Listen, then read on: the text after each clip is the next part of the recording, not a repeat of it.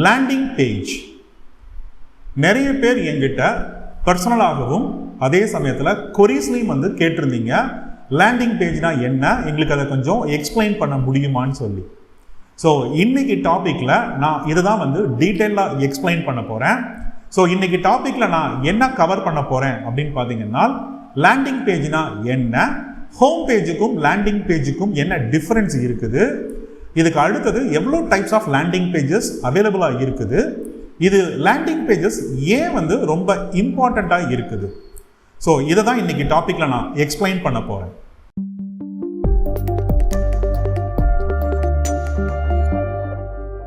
Hello all, I am Rampal from Aspera. உங்களை மீண்டும் சந்தித்ததில் மகிழ்ச்சி.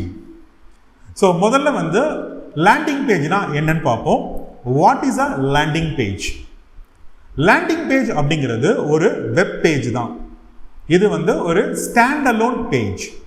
இது ஹோம் பேஜ் அல்லது மற்ற பேஜஸ்ல இருந்து தனியா இருக்கும், மீன்வெல் ஒரு தனித்துவமாகவும் இருக்கும்.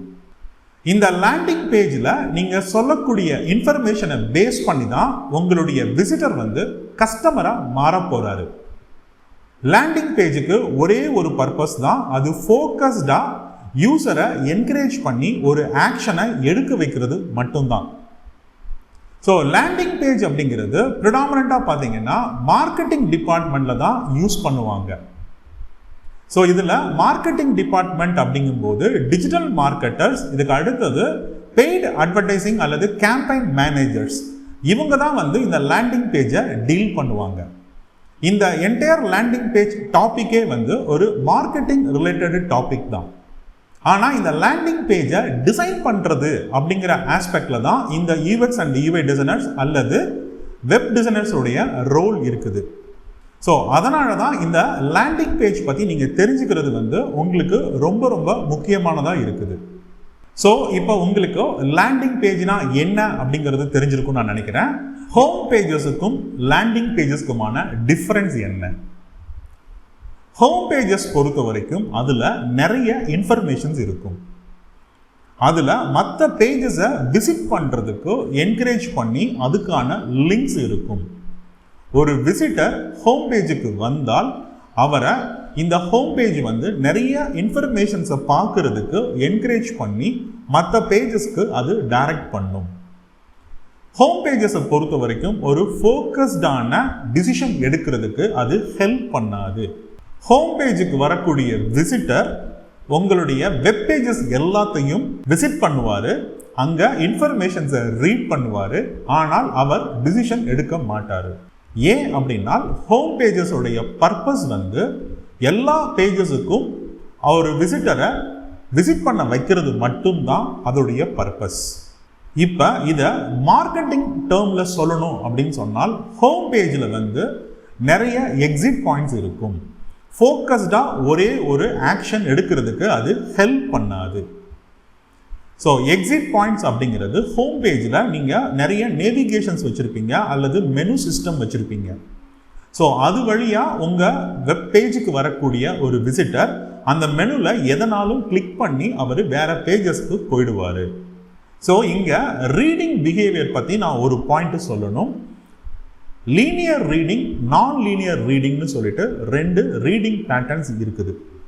ஸோ இதில் லீனியர் ரீடிங் அப்படிங்கிறது நீங்கள் ஒரு நாவல் படிக்கிறீங்க அப்படின்னு சொன்னால் அதை முதல் பக்கத்தில் இருந்து கடைசி பக்கம் வரைக்கும் நீங்கள் பேஜ் பை பேஜாக கண்டினியூஸாக படிப்பீங்க.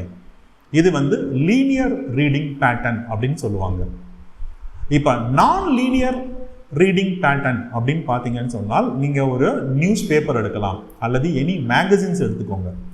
ஸோ இதில் நீங்கள் எந்த பேஜனாலும் ஓப்பன் பண்ணி ஏதாவது ஒரு டாப்பிக்கை நீங்கள் படிச்சுட்டு அதை மூடிடலாம். ஸோ இந்த வெப் பேஜஸ் அப்படிங்கிறது ஒரு நான் லீனியர் ரீடிங் பேட்டர்னில் இருக்கக்கூடிய ஒரு கண்டென்ட் தான்.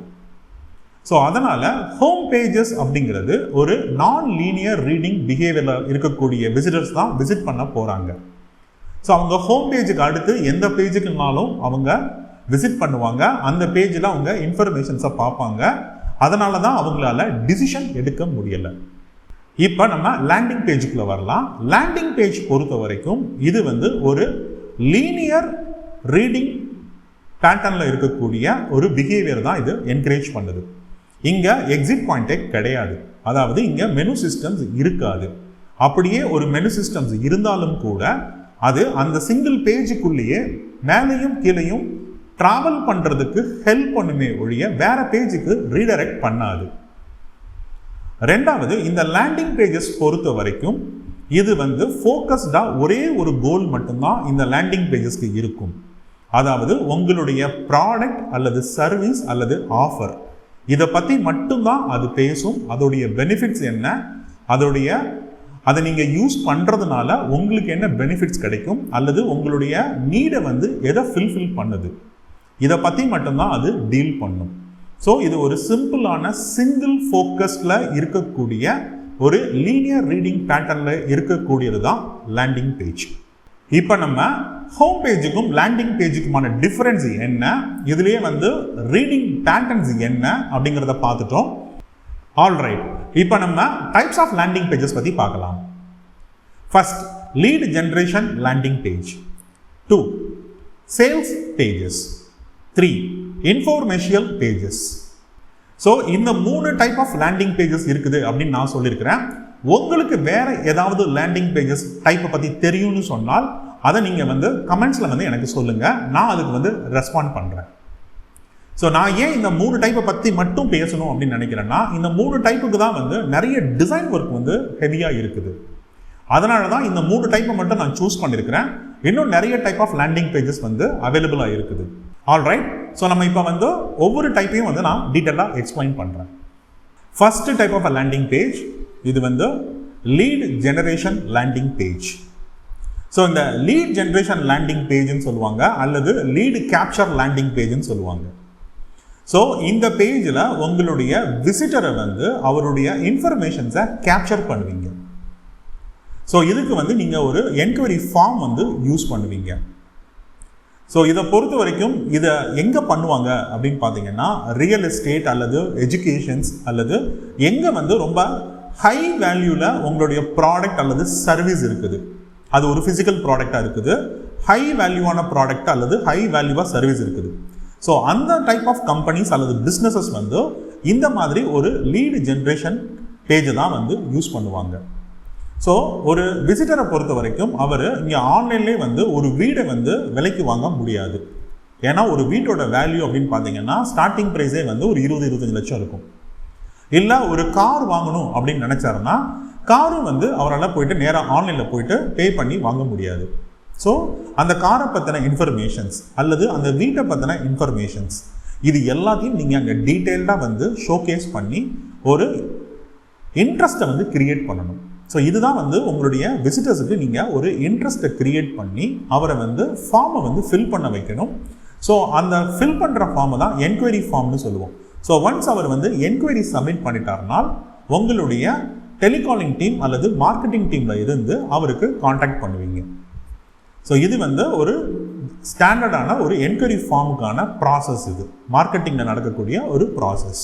ஸோ இப்போ இந்த லீடு ஜென்ரேஷன் பேஜஸ் பொறுத்த வரைக்கும் நீங்கள் கொடுக்கக்கூடிய இன்ஃபர்மேஷன்ஸ் ரொம்ப ரொம்ப அப்ராப்ரியேட்டாக அண்ட் வேல்யூபிளான இன்ஃபர்மேஷன்ஸாக இருக்கணும். இதில் ஒரு யூசருடைய நீடை ஃபுல்ஃபில் பண்ணுற மாதிரி அந்த இன்ஃபர்மேஷன்ஸ் இருக்கணும். நீங்கள் கொடுக்குற இன்ஃபர்மேஷனை பேஸ் பண்ணி தான் உங்களுடைய விசிட்டர் அவருடைய கான்ஃபிடென்ஷியலான கான்டாக்ட் இன்ஃபர்மேஷன்ஸை உங்கள் என்கொயரி ஃபார்மில் ஃபில் பண்ணி சப்மிட் பண்ணுவார். சப்போஸ் உங்களுடைய இன்ஃபர்மேஷன்ஸ் அல்லது அந்த லேண்டிங் பேஜ் அவரை அட்ராக்ட் பண்ணலைன்னு சொன்னால் அவர் சிம்பிளாக அதை க்ளோஸ் பண்ணிவிட்டு வேறு வேலையை பார்க்க போயிடுவார். ஸோ இது எங்கே யூஸ் பண்ணுறாங்கன்னா, நான் முதல்ல சொன்ன மாதிரி ஒரு ஹை வேல்யூ ப்ராடக்ட் அல்லது சர்வீஸ் இருக்குதுன்னு சொன்னால் அந்த இடத்துல அல்லது அந்த டைப் ஆஃப் பிஸ்னஸஸில் இதை யூஸ் பண்ணுறாங்க. So real estate companies, education institutions, car selling companies, so இதெல்லாம் சில எக்ஸாம்பிள்ஸ். ஸோ இவங்கெல்லாம் இதை பண்ணுறாங்க. ஸோ இது லீட் ஃபார்ம் இருக்கும், அதை கேப்சர் பண்ணுவாங்க. ரெண்டாவது டைப் சேல்ஸ் பேஜஸ். ஒரு டிசைனராக நீங்கள் ரொம்ப டிஃபிகல்ட்டி ஃபேஸ் பண்ணக்கூடிய பேஜ் என்னன்னு பார்த்தீங்கன்னா இதுதான். இந்த பேஜை டிசைன் பண்ணுறது தான் இருக்கிறதுலே ரொம்ப ரொம்ப டிஃபிகல்ட்டியான ஒரு விஷயம். ஸோ நீங்கள் என்ன ப்ராடக்ட் அல்லது சர்வீஸ் அல்லது ஆஃபர் பண்ணுறீங்க அப்படிங்கிறத நீங்கள் டீட்டெயில்டாக இங்கே அவங்களுக்கு டிஸ்கிரைப் பண்ணணும். நீங்கள் எழுதுகிற காப்பி ரைட்டிங்கில் இருந்து நீங்கள் யூஸ் பண்ணுற டிசைனில் இருந்து அவங்களுக்கு ஒரு கிரெடிபிலிட்டி கிரியேட் பண்ணணும். அப்படி இருந்தால் மட்டும்தான் உங்கள் விசிட்டர் இங்கே இதை பை பண்ணுவார். ஸோ நீங்கள் ஒரு ப்ராடக்ட் அல்லது ஒரு சர்வீஸ், அதாவது SaaS பேஸ்டு ப்ராடக்ட்ஸ் நிறைய இருக்குது, அதாவது software as a service. So இந்த இண்டஸ்ட்ரீஸில் தான் இந்த சேல்ஸ் பேஜஸை யூஸ் பண்ணுறாங்க, அல்லது ஒரு இ-காமர்ஸ் ப்ராடக்ட்டுக்கு கூட இந்த மாதிரி சேல்ஸ் பேஜஸ் யூஸ் பண்ணுறாங்க. இதில் நீங்கள் எவ்வளோக்கு எவ்வளோ டீட்டெயில்டாக இந்த ப்ராடக்ட் அல்லது சர்வீசஸை பற்றி நீங்கள் டிஸ்கிரைப் பண்ணுறீங்க, அதனால் என்னென்ன பெனிஃபிட்ஸ் கிடைக்குது, இதுக்கான கிரெடிபிலிட்டி என்ன, இது எல்லாத்தையும் உங்கள் யூசருக்கு நீங்கள் ரொம்ப டீட்டெயில்டாக எக்ஸ்பிளைன் பண்ணி அவங்கள இங்கே சைன் அப் பண்ண வைக்கணும் அல்லது பை பண்ண வைக்கணும். ஸோ இந்த பேஜஸோடைய லென்த் எவ்வளோ இருக்கலாம் அப்படின்னு பார்த்தீங்கன்னா, நீங்கள் ஒரு சேல்ஸ் மேனாக மாறி ஒரு சேல்ஸ்மேன் ஒரு ப்ராடக்டை சேல்ஸ் பண்ணுறதுக்கு எவ்வளோ பிச் பண்ணுவாரோ அந்த அளவுக்கு இந்த பேஜில் நீங்கள் இன்ஃபர்மேஷன்ஸை வச்சு நீங்கள் பிச் பண்ணணும். ஸோ நீங்கள் ஒரு சேல்ஸ் மேனாகவே மாறிடணும். ஸோ அது வழியாக தான் இந்த ப்ராடக்டை நீங்கள் சேல் பண்ணணும். இதுக்கு எக்ஸாம்பிள் சொல்லணும் அப்படின்னு பார்த்தீங்கன்னா, நான் முதல்ல சொன்ன மாதிரி சாஃப்ட்வேர் அஸ் சர்வீஸ்ன்னு சொல்லக்கூடிய SaaS பேஸ்டு ப்ராடக்ட்ஸ், இது எல்லாமே இந்த டைப் ஆஃப் சேல்ஸ் பேஜஸில் தான் பண்ணுறாங்க. அதாவது ஆன்லைன்லேயே ஒரு ப்ராடக்ட் இருக்கும், அந்த ப்ராடக்ட் உங்களுடைய டே பை டே பிஸ்னஸில் அல்லது ஒரு ஆக்டிவிட்டியில் அது ப்ரொடக்டிவிட்டியை இன்க்ரீஸ் பண்ணுறதுக்கு அது ஹெல்ப் பண்ணும். ஸோ இப்போ அந்த மாதிரி இருக்கிறதுக்கோ இந்த மாதிரி பேஜஸ் தான் யூஸ் பண்ணுறாங்க. ஸோ இதுக்கு இன்னும் ரொம்ப கிளாசிக்கான எக்ஸாம்பிள் சொல்லணும் அப்படின்னு பார்த்தீங்கன்னா, நீங்கள் நெட்ஃப்ளிக்ஸை பார்க்கலாம். ஸோ நெட்ஃப்ளிக்ஸ் பொறுத்த வரைக்கும் அவங்க உங்களை ரிஜிஸ்டர் பண்ணி பேமெண்ட் பண்ணுறதுக்கு என்கரேஜ் பண்ணுவாங்க. ஸோ நீங்கள் அந்த லேண்டிங் பேஜஸ்க்கு போனீங்கன்னா எதனால நெட்ஃப்ளிக்ஸை நீங்கள் சப்ஸ்கிரைப் பண்ணணும் அப்படின்றதுக்கான ரீசன்ஸை அங்கே வச்சுருப்பாங்க. ஆனால் நெட்ஃப்ளிக்ஸ் ரொம்ப கம்மியான இன்ஃபர்மேஷன்ஸ் தான் இருக்கும். ஸோ நீங்கள் வேற ஒரு SaaS பேஸ்டு ப்ராடக்ட் லேண்டிங் பேஜஸ்க்கு போனால் அவங்க அந்த ப்ராடக்டோடைய பெனிஃபிட்ஸ் என்ன, அதோடைய கஸ்டமர்ஸ் யார், அவங்க அந்த கஸ்டமர்ஸ் அதை யூஸ் பண்ணதுக்கு பின்னாடி அவங்க அதை பற்றி கொடுத்த ஃபீட்பேக்ஸ், அதாவது டெஸ்டிமோனியல்ஸ், இதுக்கு அடுத்தது இது மூலமாக உங்களுடைய லைஃப்பில் எவ்வளோ டைமை நீங்கள் ஹவர்ஸை சேவ் பண்ணலாம், உங்களுக்கு என்ன பெனிஃபிட்ஸ் கிடைக்கும், இதுக்கு அடுத்தது இந்த ப்ராடக்டோடைய ஃபீச்சர்ஸ் என்ன, ஃபங்க்ஷனாலிட்டிஸ் என்ன, இதுக்கு அடுத்தது இதோடைய ப்ரைஸிங் மாடல் என்ன, இது எல்லாத்தையுமே டீட்டெயிலாக எக்ஸ்பிளைன் பண்ணி உங்களை கன்வின்ஸ் பண்ணுறதுக்கு ட்ரை பண்ணுவாங்க. ஸோ நீங்கள் சப்ஸ்கிரைப் பண்ணிட்டாலோ அல்லது சைன் அப் பண்ணிட்டாலோ அவங்க உங்களை கன்வின்ஸ் பண்ணிட்டாங்கன்னு அர்த்தம். ஸோ இதுதான் ஒரு நல்ல சேல்ஸ் பேஜுக்கான டெஃபினிஷன். இப்போ மூணாவது டைப் ஆஃப் பேஜை பார்க்கலாம். இதுக்கு பேர் இன்ஃபோமெர்ஷியல்னு சொல்லுவாங்க. ஸோ இன்ஃபோமெர்ஷியல்ஸ் அப்படிங்கிறது இன்ஃபர்மேஷன்ஸ் ப்ளஸ் கமர்ஷியல்ஸ், இது ரெண்டோட காம்பினேஷனில் தான் இந்த வேர்டை கிரியேட் பண்ணாங்க. ஸோ இதுக்கு நீங்கள் கிளாசிக்கான எக்ஸாம்பிள் பார்க்கணும் அப்படின்னா டேபிள் மேட். ஸோ இன்ஃபோமெர்ஷியல்ஸ் பொறுத்த வரைக்கும் இது 20 to 30 நிமிஷத்துக்கு ரொம்ப லென்த்தாக ஒரு ப்ராடக்டை டீட்டெயில்டாக எக்ஸ்பிளைன் பண்ணுறது தான். ஸோ இதே மாடலை தான் நிறைய பிஸ்னஸஸ் டிஜிட்டல் ஸ்ட்ராட்டஜியாக எடுத்துக்கிட்டு அவங்களுடைய லேண்டிங் பேஜஸை பில்ட் பண்ணாங்க. ஸோ இன்ஃபோமெர்ஷியல்ஸ் பொறுத்த வரைக்கும் உங்களுடைய ப்ராடக்ட் அல்லது சர்வீஸ் அல்லது ஆஃபரை பற்றி நீங்கள் ரொம்ப டீட்டெயில்டாக எலாபரேட்டடாக ரியல் டைம் ஸ்டோரிஸோட நிறைய வேல்யூ ஆட் பண்ணி உங்களுடைய யூசரை எக்ஸைட்மெண்ட் ஆக்கி அவங்கள என்கரேஜ் பண்ணி பை பண்ண வைக்கணும். ஸோ இதுதான் இன்ஃபோமெர்ஷியல்ஸ் லேண்டிங் பேஜஸோடைய அடிப்படையான விஷயம். ஸோ சம்திங் லைக் நீங்கள் டெலிஷாப்பிங் அட்வர்டைஸ்மெண்ட்ஸில் எப்படி ஒரு பொருளை பற்றி அவங்க விதவிதமாக எக்ஸ்பிளைன் பண்ணுறாங்களோ, அதோடைய பெனிஃபிட்ஸ் பற்றி பேசுகிறாங்களோ, இதே மாதிரி தான் நீங்கள் உங்கள் லேண்டிங் பேஜ்லையும் பேசணும். ஸோ இது பார்த்தீங்கன்னா இது நிறைய ப்ராடக்டை சேல் பண்ணுறதுக்கு ஹெல்ப் பண்ணுது. ஸோ நிறைய இ-காமர்ஸ் ப்ராடக்டில் அவங்க ஒரே ஒரு ப்ராடக்டை மட்டும் ஸ்பெசிஃபிக்காக எடுத்துக்கிட்டு அந்த ப்ராடக்டை பற்றி மட்டும் அவங்க ரொம்ப டீட்டெயில்டாக எலாபரேட்டடாக அதை பற்றி பேசிட்டு அதை வாங்க வைக்கிறாங்க. ஸோ இ-காமர்ஸ் வெப்சைட்ஸ் பொறுத்த வரைக்கும் அவங்கக்கிட்ட டைவர்சிஃபைடாக ஆயிரக்கணக்கான ப்ராடக்ட் இருக்கலாம். ஆனால் அவங்க ஃபஸ்ட்டு லான்ச் பண்ணும் பொழுது ஒரே ஒரு ப்ராடக்ட் ஒரு நீஷ் மட்டும் எடுத்து அதை அவங்க இன்ஃபோமெர்ஷியல் டைப்பில் ஒரு லேண்டிங் பேஜாக கிரியேட் பண்ணி உங்களை பை பண்ண வைப்பாங்க. இது ஒரு டிஜிட்டல் குட்ஸாகவும் இருக்கலாம், அதாவது டிஜிட்டல் ப்ராடக்டாக இ-புக் அல்லது ஒரு ஐகான்ஸ் அல்லது ஒரு டிஜிட்டல் ஓரியன்டாக இருக்கக்கூடிய ஒரு ப்ராடக்டாகவும் இருக்கலாம். ஸோ இதுக்கு எக்ஸாம்பிள் சொல்லணும் அப்படின்னு பார்த்தீங்கன்னா, கொஞ்ச நாளைக்கு முன்னாடி ஒரு வேலெட் ஒன்று வந்தது. ஸோ இந்த வேலெட் பொறுத்த வரைக்கும் அதாவது நம்மளோட யூஸ் பண்ணுற மணி பர்ஸ். ஸோ இந்த மணி பர்சஸ் பொறுத்த வரைக்கும் நம்ம ஜென்ரலாக யூஸ் பண்ணுற ஒரு பர்ஸு தான் அல்லது ஒரு வேலெட்டு தான். அவன் வந்து இந்த வேலெட்டில் வந்து எப்படி வந்து ஸ்பேஸை சேவ் பண்ணி ஸ்லிம்மாக வந்து இந்த வேலெட்டை காமிக்கலாம் அப்படிங்கிறதுக்கு ரொம்ப டீட்டெயில்டாக வந்து ஒரு இன்ஃபர்மேஷனல் பேஜ் பண்ணி அது ரொம்ப சக்ஸஸ் ஆச்சு. ஆல்மோஸ்ட் எல்லாருமே அந்த வேலெட்டை வந்து வாங்கினாங்க. ஸோ இன்ஃபர்மேஷன்ஸ்க்கு கிளாசிக்கான எக்ஸாம்பிள் சொல்லணும் அப்படின்னு பார்த்தீங்கன்னா, நீங்கள் ஒரே ஒரு ப்ராடக்டை மட்டும் எடுத்து அதை மட்டும் நீங்கள் ப்ரமோட் பண்ணணும்னு நினச்சால் அதை வந்து நீங்கள் இன்ஃபர்மேஷன்ஸ் லேண்டிங் பேஜ் மெத்தடில் நீங்கள் அதை கிரியேட் பண்ணலாம். ஆல்ரைட், இப்போ நம்ம டைப்ஸ் ஆஃப் லேண்டிங் பேஜஸ் என்னென்ன இருந்தது அப்படிங்கிறதெல்லாம் நான் எக்ஸ்பிளைன் பண்ணிட்டேன். ஸோ இப்போ அடுத்தது நம்ம இந்த லேண்டிங் பேஜஸ் ஏன் இவ்வளோ இம்பார்ட்டண்ட்டாக இருக்குது அப்படிங்கிறத நம்ம இப்போ பார்க்கலாம். லேண்டிங் பேஜஸ் ஏன் இவ்வளோ இம்பார்ட்டண்ட்டாக இருக்குது? லேண்டிங் பேஜஸ் பொறுத்த வரைக்கும் இது வந்து அட்வர்டைஸ்மெண்ட்டோடைய ஸ்ட்ராட்டஜி தான். ஸோ ஒரு பெய்டு அட்வர்டைஸ்மெண்ட்ஸ் பண்ணும் பொழுது அந்த பெய்டு அட்வர்டைஸ்மெண்ட்ஸை கிளிக் பண்ணக்கூடிய விசிட்டர் இந்த லேண்டிங் பேஜுக்கு தான் வந்து லேண்ட் ஆகிறாரு. அதனால் இந்த லேண்டிங் பேஜுக்கான டிராஃபிக் வந்து ரொம்ப வந்து இன்க்ரீஸ் ஆகுது. ஸோ இதுக்கு அடுத்தது இது மூலமாக உங்களுடைய ப்ராடக்ட் அல்லது சர்வீஸ் அல்லது ஆஃபர் வந்து நிறைய பேருக்கு தெரிய வருது. ஸோ இதனால் உங்களுடைய வெப்சைட் டிராஃபிக்கும் வந்து இன்க்ரீஸ் ஆகுது. இதுக்கு அடுத்தது இதில் ஒரு இன்ட்ரெஸ்டிங்கான ஃபேக்ட் என்ன அப்படின்னு பார்த்தீங்கன்னா, 66% ஆஃப் B2B ஓரியன்ட் பிஸ்னஸஸ் வந்து அவங்க இந்த லேண்டிங் பேஜஸை ரிலே பண்ணி தான் இருக்கிறாங்க. ஸோ அவங்க வந்து பெய்டு அட்வர்டைஸ்மெண்ட்ஸ் கேம்பெயின்ஸை ரன் பண்ணுறாங்க. ஸோ அது வழியாக வந்து அவங்க வந்து இந்த லேண்டிங் பேஜஸ்க்கு கொண்டு வராங்க. ஆனால் இதில் 45% ஆஃப் த பிஸ்னஸஸ் என்ன தப்பு பண்ணுறாங்க அப்படின்னு பார்த்தால், அவங்க ஹோம் பேஜுக்கு அந்த டிராஃபிக்கை டைரக்ட் பண்ணிடுறாங்க. ஹோம் பேஜுக்கு டிராஃபிக்கை ட்ரைவ் பண்ணுறது அப்படிங்கிறது ஒரு நல்ல ஸ்ட்ராட்டஜி கிடையாது. ஏன்னா நான் முதல்லயே வந்து ஹோம் பேஜுக்கும் லேண்டிங் பேஜுக்கும் என்ன டிஃப்ரென்ஸ் அப்படிங்கிறத நான் சொல்லியிருந்தேன். அதனால் உங்களுடைய ஃபோக்கஸ்டான டிசிஷனை வந்து உங்களுடைய கஸ்டமர் வந்து எடுக்க மாட்டார். ஸோ அவருக்கு வந்து நீங்கள் கன்ஃபியூஷன் தான் கிரியேட் பண்ணுவீங்க.